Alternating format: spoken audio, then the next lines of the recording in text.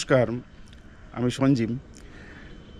আজকের আপনাদের সামনে যে বিষয়টা নিয়ে আলোচনা করব সেটা হলো অন্য কিছুই না, সেটা হচ্ছে পদ্ম গাছ। জলপদ্ম জলপদ্ম কিভাবে আপনারা লাগাবেন বা টিউবার কিভাবে লাগাবেন, একদম নতুন যারা করছেন তারা কিভাবে করবেন, মাটি প্রস্তুত করবেন, এবং পুরনো যাদের আছে গতবারে লাগিয়েছিলেন অথচ ফুল হয়নি, কেন ফুল হয়নি এবং তারা কিভাবে এটাকে পরিচর্যা করবেন, সেই বিষয় নিয়ে টোটাল আলোচনা করব এই ছোট্ট ভিডিওর মধ্য থেকে। আপনারা কেউ চলে যাবেন না, স্কিপ করবেন না, দেখুন টোটাল ভিডিওটাই দেখুন, তাহলে বুঝতে পারবেন যে কত সহজেই পদ্ম চাষ আমরা করতে পারি এবং বাড়িতে এই রকম পদ্ম ফুল আমরা ফলাতে পারি। যেমন আমার জলপদ্ম এই রকমভাবে ফুটতে থাকে, সেই বিষয়টাই কিন্তু আপনাদের কাছে তুলে ধরছি। দেখুন,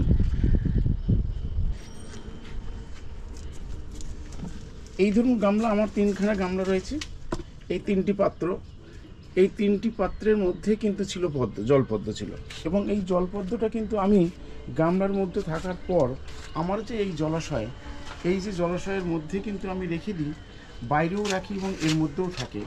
তাহলে এর মধ্যে পুরোটাই কিন্তু জল থাকে এবং এই জলের মধ্যেই কিন্তু এগুলোকে রাখা হয় এবং বাইরেও গামলার মধ্যে কিন্তু থাকে।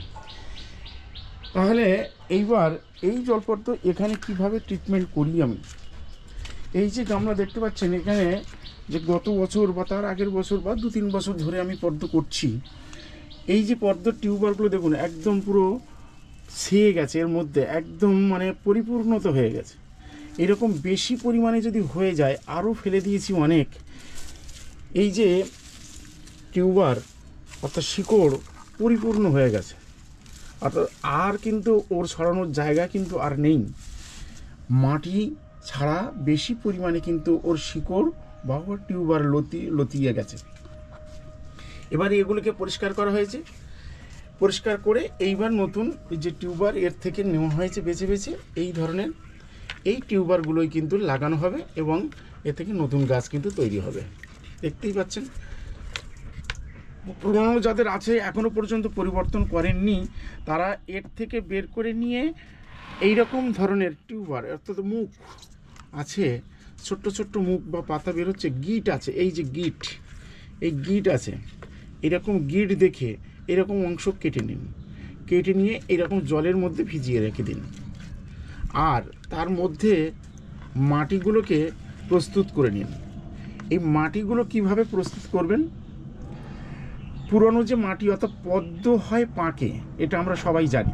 তাহলে পদ্মর জন্যে দরকার কিন্তু স্পেশালি পাঁক মাটি। নতুন মাটিতে কিন্তু পদ্ম গাছ আমরা খাবার দিয়ে আর্টিফিশিয়ালি এটা কিন্তু আমরা তৈরি করছি, অর্থাৎ সেখানে কিন্তু প্রচুর পরিমাণে খাবার কিন্তু আমরা জেনে না জেনে আমরা কিন্তু ব্যবহার করছি, যার ফলে কি হয়ে যাচ্ছে, গাছ বড় হয়ে যাচ্ছে, প্রচুর পরিমাণে পাতা হচ্ছে, কিন্তু দেখা যাচ্ছে ফুল আসছে না। এই জায়গাটাকে জানতে হবে বা এই জায়গাটাকে কন্ট্রোল করতে হবে। নতুন যারা করছেন, একদম নতুন যারা পদ্ম করছেন, তাদের জন্যই বলি, নতুন মাটিটাকে সুন্দর করে পচিয়ে নিন। কি দেবেন সেই মাটির সাথে, ধরুন গার্ডেন সয়েল নিলেন, প্লেন গার্ডেন সয়েল নিন। গার্ডেন সয়েল নিলেন এইরকম একটা গামলার জন্যে আপনি নিয়ে নিন প্রায় এইরকম বালতির 1 থেকে 2 বালতি, 1.5 বালতির মতো নিয়ে নিন। তার সাথে নিয়ে নিন ভার্মি কম্পোস্ট বা গোবর কম্পোস্ট নিয়ে দুটোকে ভালো করে মিক্সচার করুন। তার সাথে দিয়ে দিন অল্প পরিমাণে বলতে খোল, সর্ষের খোল এবং নিম খোল।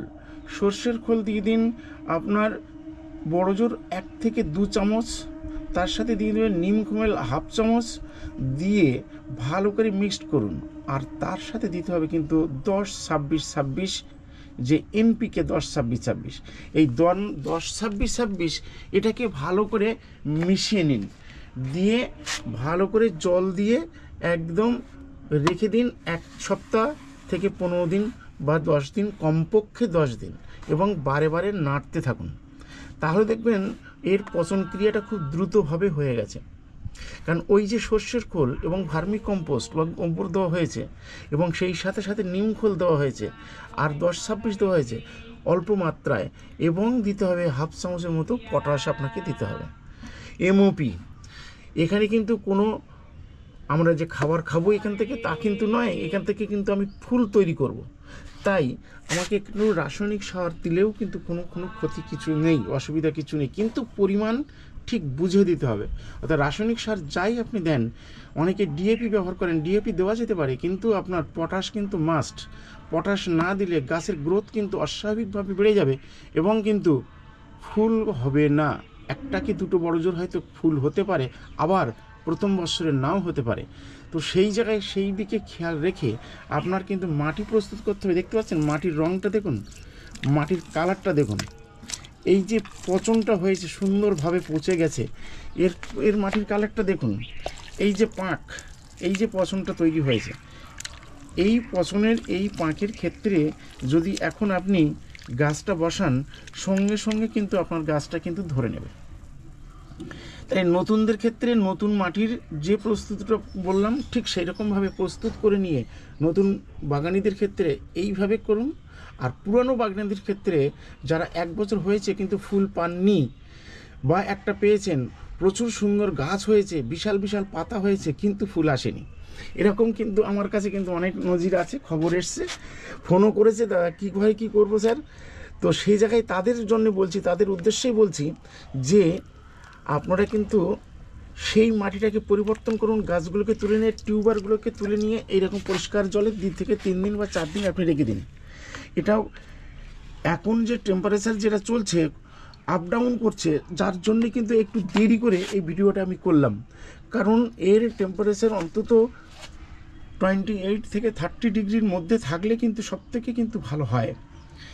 আর শীতে কিন্তু খুব ভালো থাকে না, শীত ঘুমের মধ্যে থাকে, যার জন্য একটু গরম যেই ছেড়েছে সঙ্গে সঙ্গে কিন্তু আমি রিপোর্টের পরিস্থিতিটা মানে পরিবেশটাকে তৈরি করে নিলাম।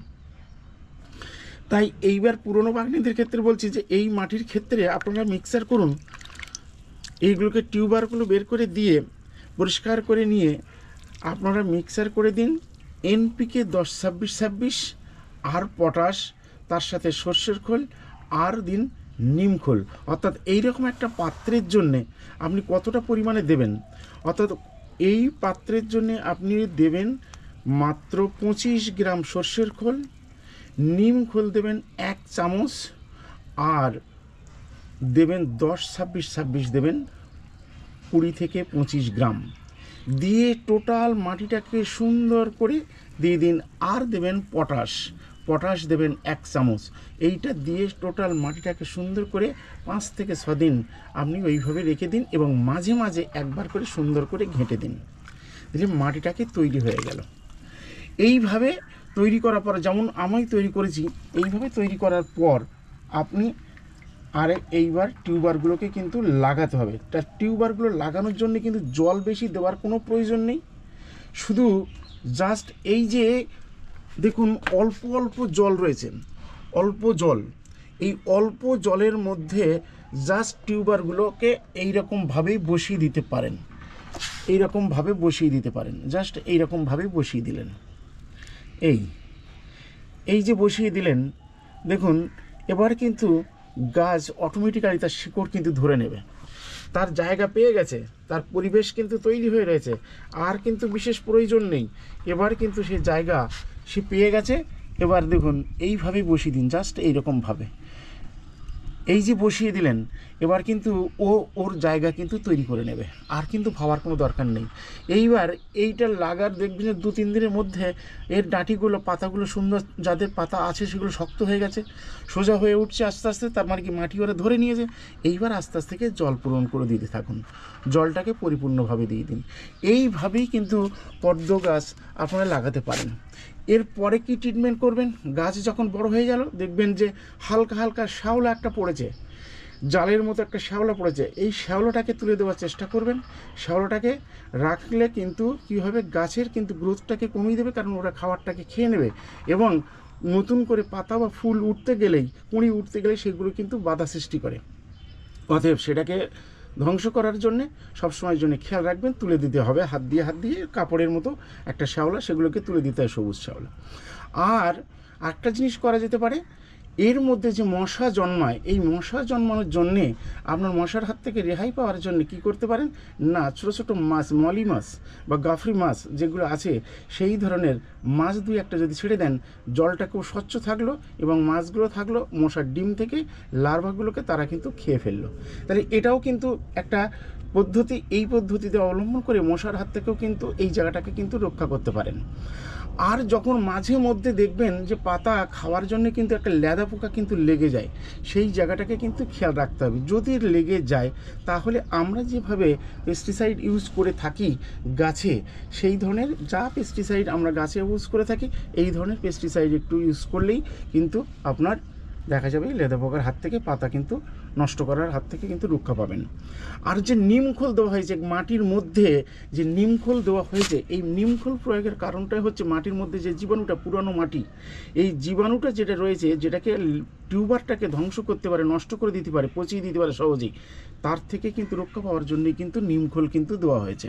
তাই যাই হোক, এইরকম এই ছোট্টভাবেই আপনাদেরকে টোটাল জিনিসটাকে তুলে ধরলাম, আর দীর্ঘায়িত করছি না।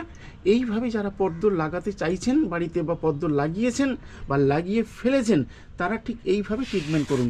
এইবার হ্যাঁ, একটা প্রশ্ন যে এর পরবর্তী ক্ষেত্রে খাবার তাদেরকে কিভাবে দেবো বা কী খাবার দেবো, যে খাবারগুলো প্রয়োগ করবেন পরবর্তী ক্ষেত্রে, গাছ যখন ফুল আসছে বা কুঁড়ি আসছে, দেখছেন গাছের গ্রোথ খুব সুন্দর রয়ে গেছে, সেই ক্ষেত্রে কিন্তু খাবার আপনার প্রয়োজন নেই, কারণ যথেষ্ট পরিমাণে যে খাবার আপনি দিয়ে দিয়েছেন তাতে কিন্তু ওর কুঁড়ি আসার সময় এসে গেছে বা কুঁড়ি ফুল ফুটছে।